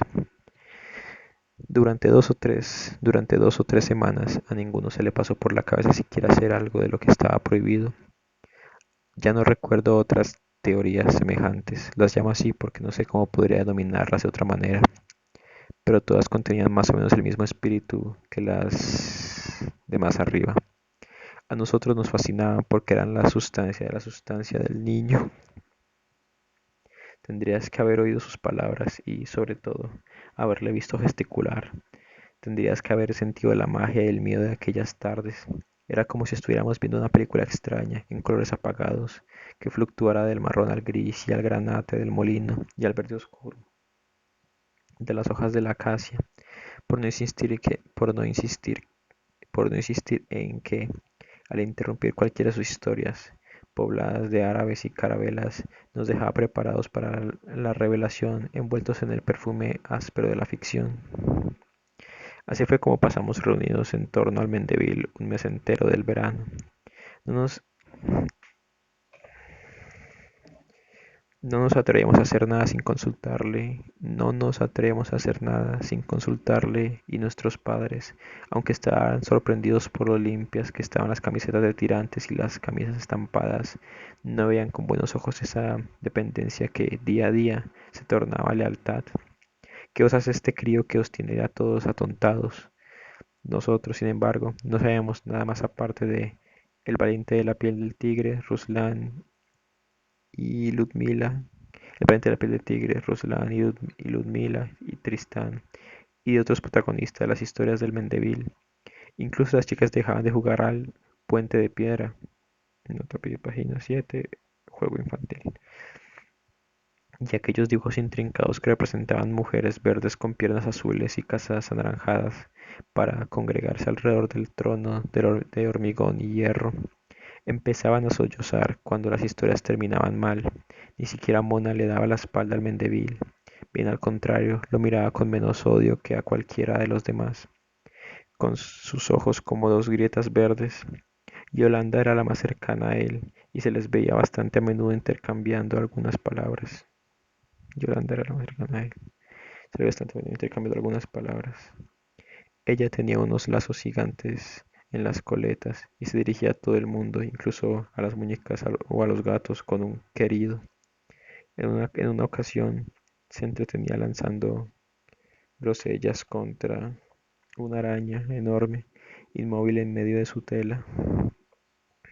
¿Cuántas páginas quedan? Bueno, creo que puedo terminarlo. Quedan 10 páginas. De su tela que colgaba entre dos árboles. Intentaba darle con los frutos rojos y, cuando aquel ovillo negro de garfios y patas se echó a correr hacia el borde de la telaraña, ella le gritó: «Espera, cariño, ¿a dónde vas?». Pero el Mendeville mantenía siempre una cierta reserva en sus esporádicas relaciones con las niñas, algo que ya era bastante, puesto que nosotros no hablábamos con ellas en absoluto. Naturalmente, también jugábamos al fútbol, llevábamos el ajedrez o jugábamos al fútbol con botones, pero estos no constituían ya de ningún modo puntos de interés. En aquellas ocasiones, el Mendeville iba en busca del chico enfermo y juntos mantenían conversaciones interminables. Hace 5 o 6 meses, sería por febrero, y puesto que era un día de metodología, di una vuelta por el centro. Acababa de salir de la librería Sadoveano y pasaba junto al Ciclop, cuando relampagó bruscamente en mi estómago una llamarada violenta, una emoción nostálgica, insoportable. En mi paseo, a la derecha de la entrada del Ciclop, que olía a alquitrán, había visto un escaparate repleto de mecheros de todo tipo y de galones militares de plástico. Fue la visión de uno de aquellos mecheros corrientes, de esos que se tiran a la basura cuando se consume el gas, la que me produjo esta emoción abrumadora. Este mechero en concreto tiene un color que trajo a mi memoria a la fuerza, como una suerte de Magdalena proustiana, un recuerdo muy vívido en la época de la que os estoy hablando. Un recuerdo muy vívido de la época en la que estoy hablando. El mechero era de un rojo extraño, casi morado. Entonces, ah, la ciudad atolondrada, esto es el presente. El mechero era un rojo muy extraño, casi morado, que hacía aguas blandas y carnosas y medias lunas amarillentas debido al plástico ligeramente rugoso. Exactamente el mismo color tenía el relojito de 50 céntimos que me compré el verano de este año. Exactamente, sí. El primer año de los 21 que viví en aquel bloque de Stefan Selmar.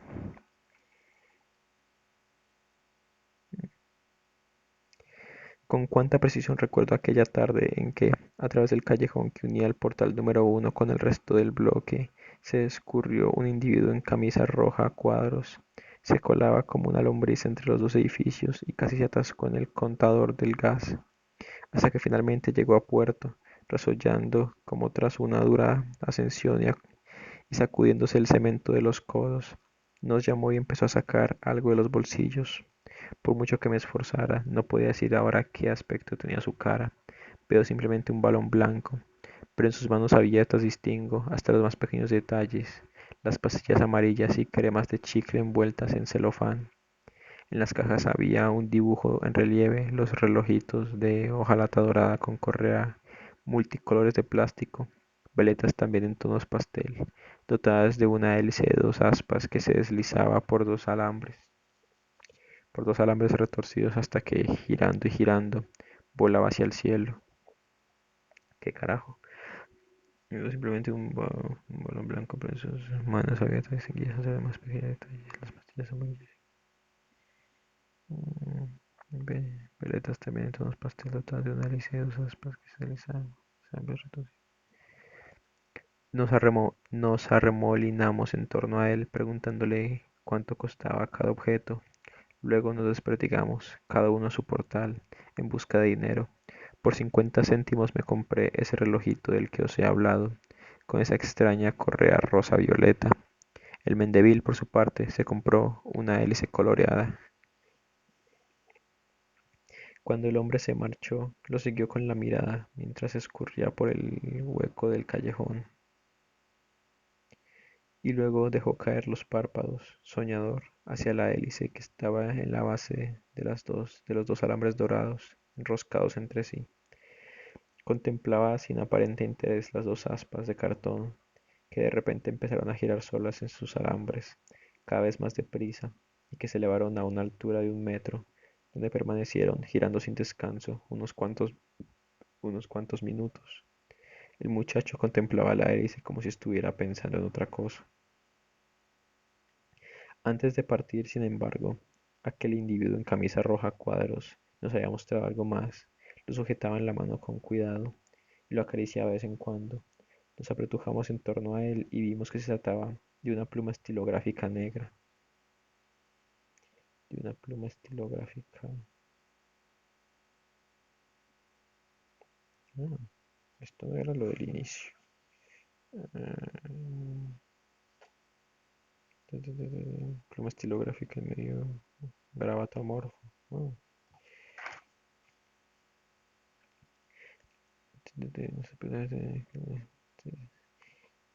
una especie de pluma estilográfica negra. En uno de los lados había una ventanita cuadrada en cuyo interior se adivinaba una mujer vestida con una especie de bañador negro de una sola pieza. Mm. Si le dabas la vuelta a la pluma, eso que parecía un bañador negro resultaba ser un líquido que descendía poco a poco y descubría en primer lugar los pechos de la mujer y luego el cuerpo entero, hasta que ésta quedaba completamente desnuda, tal y como ni había visto ni había imaginado jamás una mujer. Esto cuesta 25 ley, pero no es para vosotros, concluyó el hombre riendo. Hacia las 9 de la noche, cuando casi todos se habían marchado a casa, me fui, me fui con Lucy a la parte trasera del bloque. Me fui con Lucy a la parte trasera del bloque y trepamos al viejo castaño. Y trepamos al viejo castaño en cuya cavidad habíamos encontrado los sacapuntas. Ah, el árbol. Durante un cuarto de hora más o menos, estuvimos comentando la llegada del vendedor de baratijas y mientras tanto no dejábamos de mirar a la pálida luz del neón del patio del molino, nuestros relojitos de metal dorado. Lucy acababa de comenzar con una de sus historias de caballos vestidos de oro cuando vimos al Mendeville. Salía, salía despacio, tímidamente de su portal y se dirigía a pequeños pasitos hacia las zanjas del alcantarillado. Y se dirigía a pequeños pasitos hacia las zanjas del alcantarillado. No podíamos dar crédito a nuestros ojos. El Mendeville, descendiendo con cautela a uno de los socavones, descendiendo con cautela a uno de los socavones. Estuvimos a punto de caernos del árbol de tanta tensión. El Mendeville se paseaba de aquí para allá por el sucio laberinto, haciendo gestos extraños como si estuviera jugando a la brujitoca. En un determinado momento sacó algo del bolsillo del pantalón de tirantes. Cuando se acercó, comprobamos que se había puesto una especie de máscara terrorífica. Debía de habérsela pintado con acuarelas y era más primitiva, más amenazadora que todo lo que conocíamos hasta entonces en materia de máscaras para brujitoca. Eran casi las 10 cuando salió de la zanja y entró en el portal. Interrumpo aquí por un momento de vez en cuando, la narración.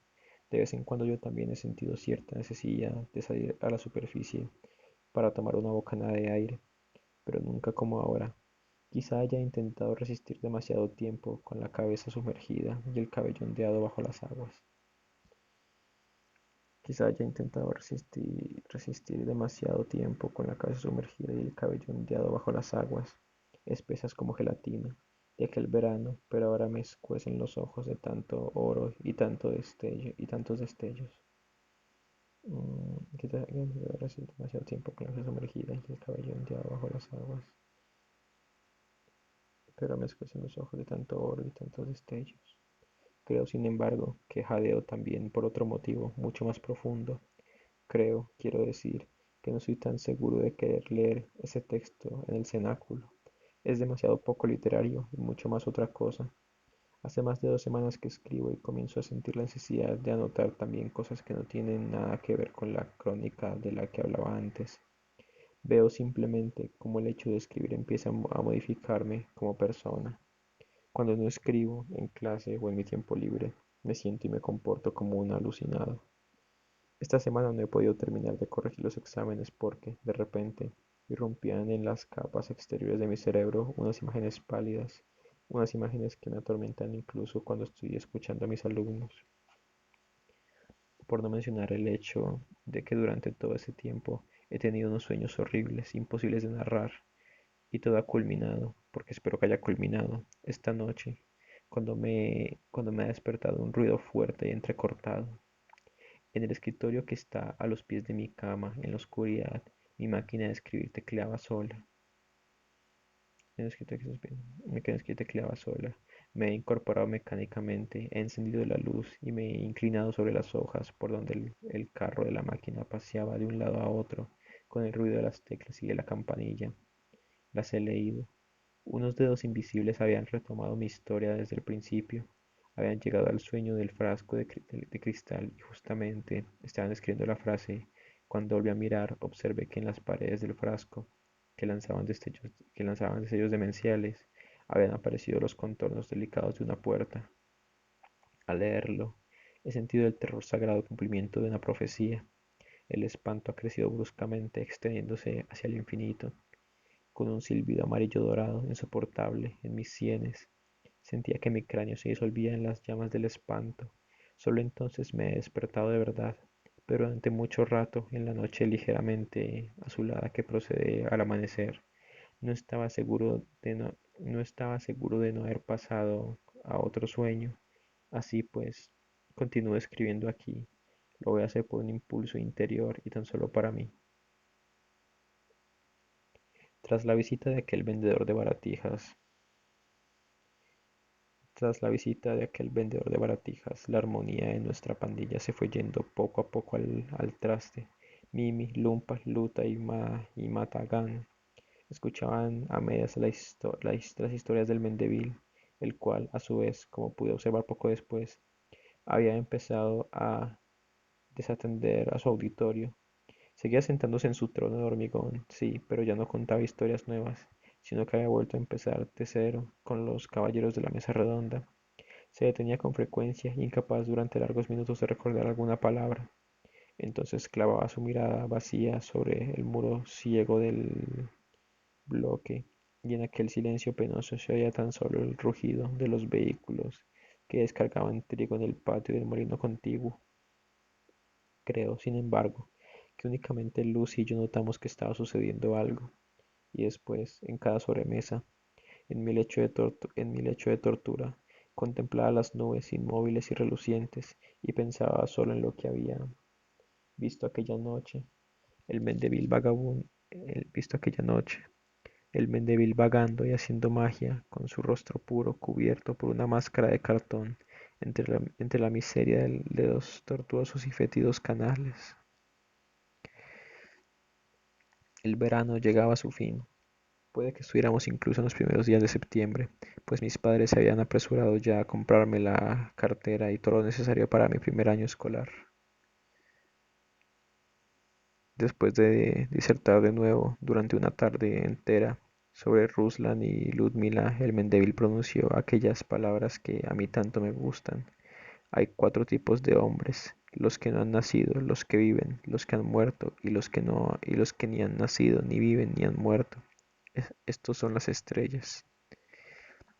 Afirmación que acompañó con ese gesto que yo también conocía. Señaló las estrellas sobre las chimeneas del molino. afirmación que acompañó con ese gesto que yo también conocía. Señaló las estrellas sobre las chimeneas del molino. De camino a casa, en el pasadizo estrecho, le pregunté por qué había pronunciado aquellas palabras. Cayó hasta que llegamos a la parte trasera del bloque y allí, mirando las zanjas, me dijo que tampoco él lo sabía. Me pidió que fuera a visitarlo a su casa al día siguiente, porque su madre no tenía ni idea de qué comprarle para la escuela, y quería preguntarme qué me habían comprado a mí. A las 9 de la mañana estaba en la puerta de su casa. Su madre llevaba una bata púrpura y era abrumadoramente alta, pero hablaba igual que mi madre y que todas las demás. Nos trajo un plato con pastel de manzana y nos dejó jugar, como decía ella, en la habitación de Lionel o Basílica, o tal vez George, no sé cómo le llamaba ella al Mendeville. En su habitación había una sorprendente cantidad de juguetes, la mayoría desmontados. Encontrar un cochecito entero era una tarea imposible. De una ambulancia no quedaba más que la carrocería, mientras que el motor de rueditas dentadas y el volante yacían en el rincón opuesto de la habitación. Había una rana de hojalata abierta por la mitad y, como un intestino brillante, el muelle se había salido de su sitio. Una escopeta sin gatillo estaba tirada debajo de la silla de respaldo rojo, barnizado. En las estanterías también había libros, pero no tantos como yo habría creído. La mayoría eran delgaditos y de letras grandes, como para párvulos. Ya no sé de qué hablamos, pero ahora quiero ir al grano. Aprovechando que el Mendeville había salido de la habitación unos minutos, saqué algunos libros de su pequeña librería y entonces vi que algo caía de la balda de contrachapado. Creo que ni siquiera la escena del Mendeville paseando por las zanjas del alcantarillado me dejó tan estupefacto. Detrás de los libros estaba escondida la pluma negra con la mujer vestida desnuda. La dejé de nuevo en su sitio y, en cuanto el muchacho entró en la habitación, me apresuré a decirle que tenía que marcharme. Mientras me ataba en el vestíbulo las correas de las sandalias, pues al entrar su madre me había pedido que me descalzara, volví a mirarlos, a la madre y al hijo, parados en el umbral de la puerta, él abrazándola tiernamente por la cintura y ella inmensa, brumosa, con su bata de satén rojo apoyando una mano sobre su hombro. Sonreían ambos. Una hormiga en el libro. Sonreían ambos con la misma sonrisa, que puede significar tantas cosas: maldad, ironía o simplemente ternura. Ambos tenían unos párpados sin pestañas, delicadamente bordeados de negro. Me marché muy alterado. Fuera me topé con Lucy y le conté lo que había visto, cuando había comprado el Mendeville la pluma pornográfica. En los 3 o 4 días que habían transcurrido desde que lo vimos por primera vez, el vendedor no había vuelto a aparecer por nuestro bloque. No, ni siquiera ahora. Sé cómo, ni siquiera ahora sé cómo se hizo el Mendeville con aquella pluma. Dios mío, si fuera ahora capaz de describir la imagen, esa imagen que permanece viva y dolorosa en mi memoria. Quizá podría así librarme de ella, pero por mucho que me esforzase, ¿pretendo acaso librarme? ¿O quiero tan solo verla cada vez mejor, verla una y otra vez en cada segundo de mi vida? Apenas ahora llego, no sé si preparado o no, a la gran escena de la crónica que sigue. No me importa que pueda parecer inverosímil, escribo solo para mí, y yo la vi de verdad. Esta escena me espanta tanto incluso hoy en día, que tal vez se trate del huevo translúcido que he incubado, sin saberlo, durante 21 años. ¿Qué clase de pollo monstruoso podría salir de él? Pero no quiero, pero no quiero pensarlo siquiera. Lo único que quiero ahora es reunir las fuerzas suficientes para describir esa escena de manera realista, aunque me parece casi imposible. Era como si el Mendeville se hubiera vuelto loco, o al menos esa era la opinión de casi todos los de nuestra pandilla, que no podían explicarse los episodios, que no podían explicarse los episodios cada vez más prolongados de confusión, de, de confusión, de desorientado vagabundeo que protagonizaba aquel chico de pantalones amarillos de tirantes, de pantalones amarillos de tirantes por el portal. Comenzaba con algún cuento asiático, la taza de madera, o la taza de barro, o el espíritu de la botella, pero invariablemente los dejaba a medias. Contemplaba durante toda una hora, perdido, los extraños dibujos que habían hecho las chicas, e incluso llegaba a entrar a conversación con ellas.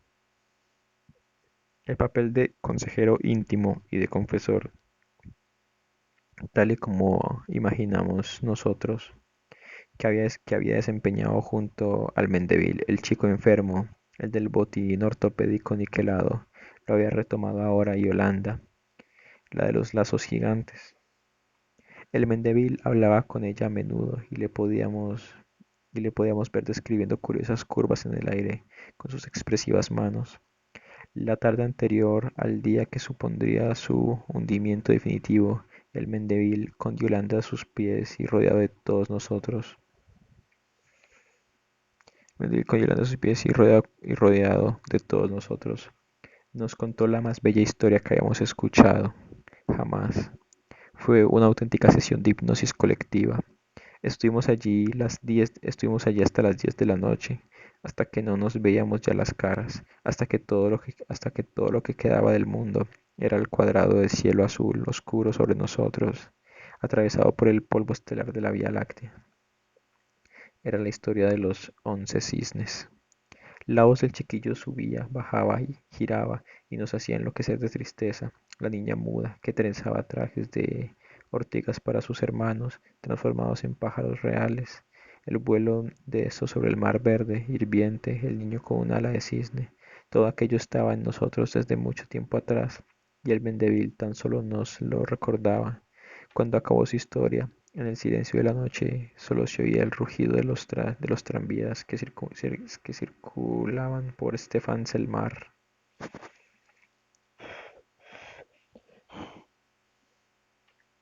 El día siguiente fue el último día. Por la mañana, cuando salí, hacía fresco.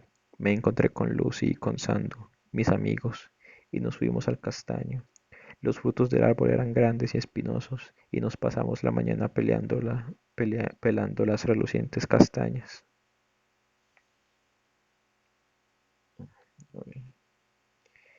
Nos fuimos al castaño, los frutos, nos fuimos al castaño. Los frutos del árbol eran grandes y espinosos, y nos pasamos la mañana pelando las relucientes castañas. Sandu descubrió entonces, aún recuerdo su grito de sorpresa, bajo la verde cáscara de espinas, un cristal grande y pesado, brillante. Era como un huevo de cristal, a través del cual la luz se refractaba en extrañas formas. Cuando un castaño da semejantes frutos, pensé yo entonces, es que algo no va bien. Hacia las 12, hacia las 12, como el Vendevil no había llegado al portal 1 y todo parecía languidecer, pensamos en jugar un antiguo juego, anterior a la brujitoca, llamado Los Exploradores. En medio del bosque había una puerta de metal remachada, pintada de gris. Abrimos la puerta con cuidado para que no crujiera y empezamos a descender los escalones metálicos de la escalerilla de caracol, poniendo, poniendo buen cuidado en no tocar las paredes embadurnadas de petróleo y repletas de cuadros eléctricos. A medida que bajamos la escalerilla, la oscuridad se hacía más y más penetrante. Llegamos a una sala estrecha y larga, que olía a masilla y a cáñamo empapado en orín, en la que se distinguía una maraña de intestinos formada por tubos de diferentes tamaños, que salían de las paredes y giraban en los rincones, llenos de grifos y mamotretos y manómetros. Entonces abrimos la puerta de metal remachada pintada de gris. Empezó a descender los escalones. Manómetros. En el suelo, el cemento húmedo temblaba apagado bajo la luz que se colaba por un ventanuco enrejado situado muy arriba, cerca del techo. En el suelo, el cemento húmedo temblaba. Contemplábamos los tubos fascinados. Algunos eran más anchos incluso que nuestros cuerpos, otros tan delgados como dedos infinitamente largos. Atravesamos en silencio la isla de los tubos, la sala de los tubos, la isla, la sala de los tubos, y abrimos otra puerta de metal que desembocaba en la sala de las calderas. Decenas de tubos atravesaban la pared y se hundían ahora en enormes vientres de metal rojizo, rematados por remaches tan grandes como puños. Parecían cerdos de metal tumbados sobre pedestales de cemento. Aquí y allá parpadean amenazadores unos manómetros con números negros impresos, tapados con cristales de color verdoso. Nos sentíamos como en un templo de deidades poderosas e incomprensibles. Tras pasar entre los monstruosos barrigudos, nos acercamos de puntillas a a la última estancia, la más profundamente escondida en en las tripas del bloque. Ah, la más... Tras pasar los monstruosos barrigudos, nos acercamos de puntillas a la última estancia, la más profundamente escondida de las tripas del bloque, la sala del fogonero. La puerta entre la sala de las calderas y esta habitacioncita era también de metal. La puerta entre la sala de las calderas y esta habitacioncita era también de metal, pero tenía un ve... de un- la puerta entre la sala de las calderas y esta habitacioncita era también de metal, pero tenía un ventanuco a través del cual, estirándonos sobre la punta de los pies, pudimos mirar lo que había dentro. Nos quedamos helados. La habitación estaba atravesada en diagonal por un ancho rayo de luz que venía desde muy arriba, de otro ventanuco enrejado. El rayo difundía también a su alrededor un halo luminoso, así que pudimos ver lo que no queríamos haber visto jamás. Era una habitación vacía con mucho... Acaba de abrirse un menú en mi PC y me dio miedo. ¿Qué iba? En la habitación vacía, como, como, como mucho de 3 por 3. Había dos niños cara a cara, completamente desnudos. El rayo se filtraba a través del cabello del muchacho y dibujaba finamente sobre el cemento los tobillos y las plantas de la niña. Los niños eran de una belleza sin par, parecían rubísimos. En la luz dorada, en el cabello del niño ardían rizos dorados y rojizos, y la niña parecía iluminada por los ojos bordeados de un pellejito negro. Ah. El surco de debajo de la nariz se le marcaba más profundamente que nunca. Los labios estaban apretados y animados por una sonrisa extraña, inexplicable. Todo su cuerpo enjuto, de músculos apenas insinuados por una línea amarilla de costillas finas, levemente visibles, de piernas delgadas y firmes, parecía un esbozo delicado y perturbador. Más baja, con las coletas prendidas con lazos de satín blanco, con los mechones de su flequillo ensortijándose sobre la frente, sonriendo un tanto azorada. Más, más baja, todo su cuerpo enjuto de músculos apenas insinuados por una línea amarilla de costillas finas, levemente visibles, de piernas delgadas y firmes, parecía un esbozo delicado y perturbador. Más baja, con las coletas prendidas con lazos de satín blanco, con los mechones de su flequillo ensortijándose sobre la frente, sonriendo un tanto azorada, con los mechones de su flequillo ensortijándose sobre la frente. Como he visto después sonreír a todas las mujeres desnudas. Yolanda le miraba a los ojos. Puedo ver con claridad el cuerpo de ella incluso ahora, mientras escribo. Era delgado y blanco, con las moneditas cobrizas de unos senos pequeños, con el sexo como una simple línea esbozada entre las caderas. Apenas se podían observar otras diferencias en los cuerpos de los dos niños. En el suelo, sobre el cemento, estaban sus ropas, dispuestas en un orden extraño. Vimos cómo ambos se miraban, pero no había ningún sentimiento que pudiera ser definido, pues sus rostros mostraban una expresión que podía ser cualquier cosa menos humana. Era la suya una expresión como de estatuas, y ni de estatuas siquiera, y ni de estatuas siquiera. Cuando la niña levantó la mano y rozó el hombro del muchacho con la punta de los dedos, Sandu se apartó de la ventana y escapó corriendo a través de las salas de calderas. También nosotros, Lucy y yo, echamos a correr espantados. Incluso ahora tiemblo, incluso ahora suspiro al recordar la escena aquella en la sala del fogonero.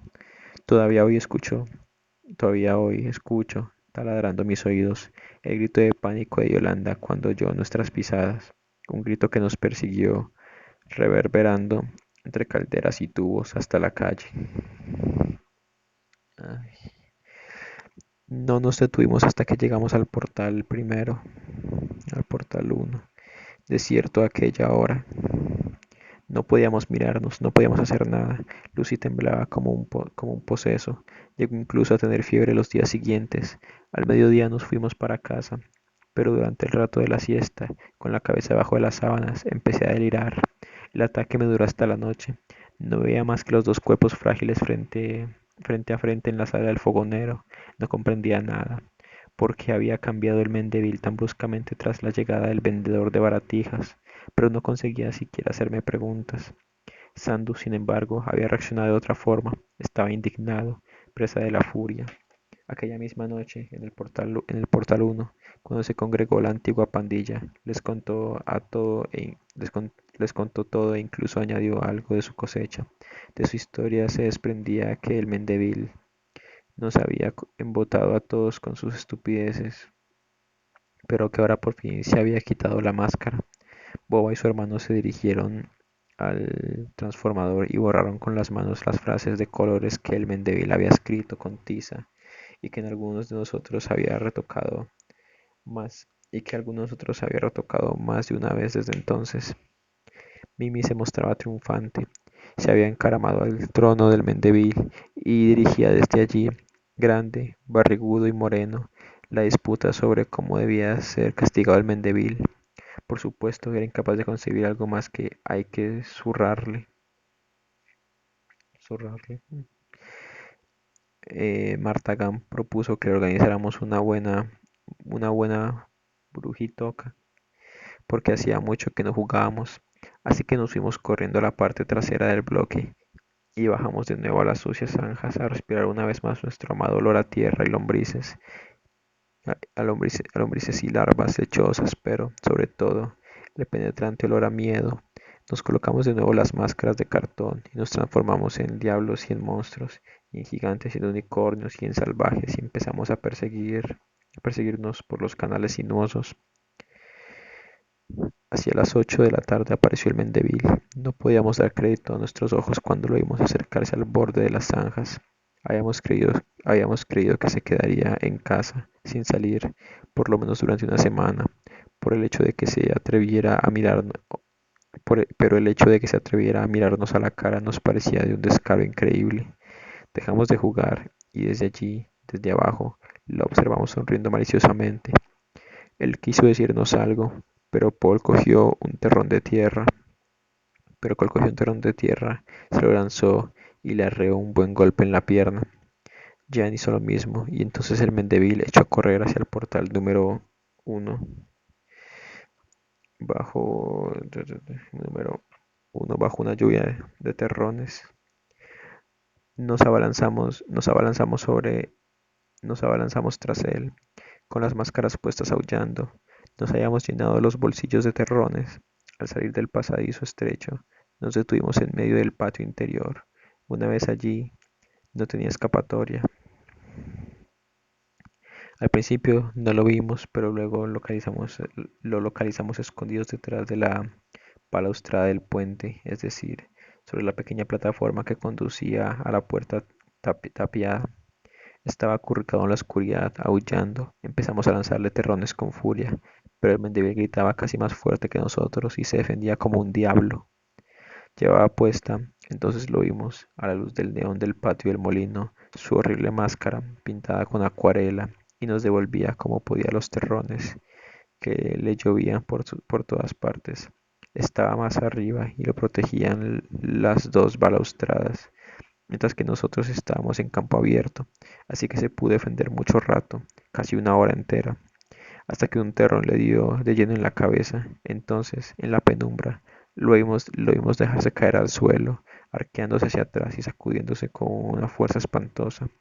Nos acercamos a él, pero no parecía vernos. De sus ojos brotaban lágrimas a chorros, gemía y gruñía brevemente, de vez en cuando, entre espasmos que contorsionaban su cuerpo en unas posturas imposibles.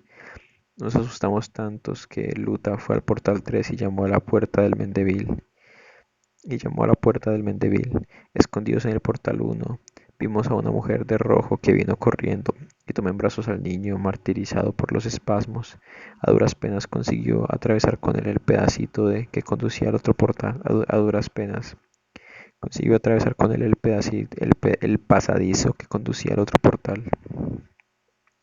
Así terminó todo. El Mendeville lo envió, al Mendeville lo envió su madre a casa de los abuelos o a un internado o puede que a otro sitio, pues no volvimos a verlo jamás. Al día siguiente empezó a caer una lluvia menuda y fría, hasta que toda la trasera del bloque se transformó en un auténtico cenagal, donde no había manera de jugar a nada. Al cabo de una semana comenzaron las clases. Entonces, al día siguiente empezó a caer lluvia fría. Mm, al cabo de una semana comenzaron las clases y para el final del verano la pandilla se había disuelto ya. Siguieron más de 20 años, siguieron más de 20 años anónimos. Acabé el instituto, hice el servicio militar, fui a la universidad y aquí estoy, hecho todo un profesor. Desde hace 3 meses, sin embargo, desde el sueño del frasco y los hámsteres, soy una persona completamente distinta. No puedo más. Una noche tras otra me hacían unas pesadillas que no me atrevo siquiera a consignar en mis cuadernos de ensueños. Siento que se acerca algo, siento un olor a hielo envenenado que me eriza la piel. En ocasiones lloro por las tardes, en un llanto sin lágrimas, nervioso, y me invade un sentimiento de inminente disolución. Una crisis así una crisis así de llanto desesperado. Sufrí ayer tras describir la escena de la sala del fogonero. ¿Qué va a suceder ahora cuando ¿Qué va a suceder ahora, cuando ya he terminado esta historia que brotó de mi memoria de forma tan milagrosa? Se supone que tengo que empezar a recorrer las calles, entrar en restaurantes y tiendas, perturbar el silencio de los cines hablando a gritos sobre el Mendeville.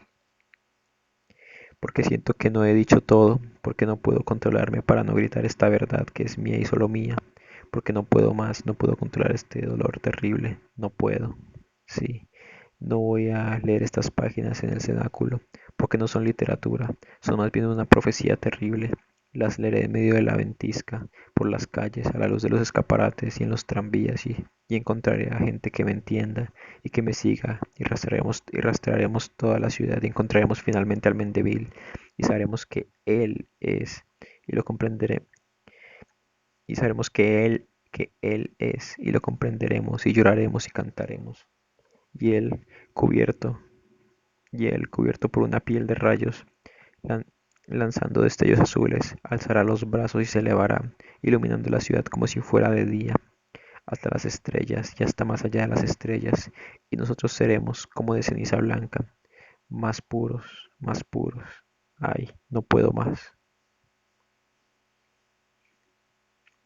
Esta mañana, mientras buscaba cinta adhesiva para pegar la portada de un libro, he encontrado estas páginas mecanografiadas que, por su aspecto, parecen haber sido escritas hace un par de años. Estaban en mi cómoda, debajo de una fotografía colocadas en unos marcos. Las he leído y no puedo evitar comentar la sorpresa que me han producido. No hay duda, fueron escritas con mi Erika y se refieren a un periodo de mi infancia. Con mi Erika y se refieren a un periodo de mi infancia. Por supuesto, reconozco algunos datos de esta crónica. Sí, viví en un, viví en un bloque de la calle Stefan Selmar, el Molino, el Portal 1, todos los decorados son reales y existen incluso hoy. En la sala de caldera subterránea, pues en la sala de caldera subterránea existen incluso hoy, excepto la sala de caldera subterránea, pues nuestro bloque no tuvo nunca caldera de calefacción en el sótano. Los niños son reales, recuerdo incluso sus nombres, algunos los sigo viendo hoy en día, pero toda esta historia del Mendeville me parece absurda. Jamás hubo un niño tan sabio en nuestro bloque. Boba Smirnov es ahora ingeniero, Lumpa es Piccolo en el Aten Palace. Lo sigo viendo por allí de vez en cuando. Marta Gant también anda por ahí. Sandu se ha convertido en ingeniero. Y Nikusor no es otro que mi amigo. Nicolae Ilescu. Nicolae Ilescu. Ninguno de nosotros que mi amigo, Nicolás Ilescu. Pero, ¿dónde está ese tal Mendeville? ¿De dónde demonios ha salido esa historia?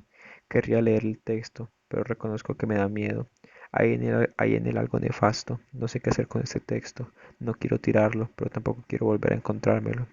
Lo pondré a buen recaudo en algún sitio donde pueda permanecer oculto un siglo sin peligro de ser arrojado entre periódicos u otros papeles, porque mi mujer es toda una especialista en ese tipo de cosas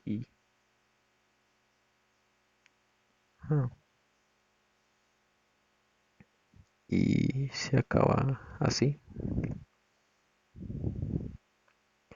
Siento, siento que acabo de leer algo que no debería haber leído. Si se me permite la expresión.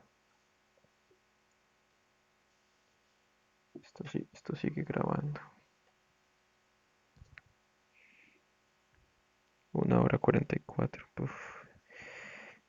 Pues nada. Gracias a escuchar a quien sea y adiós.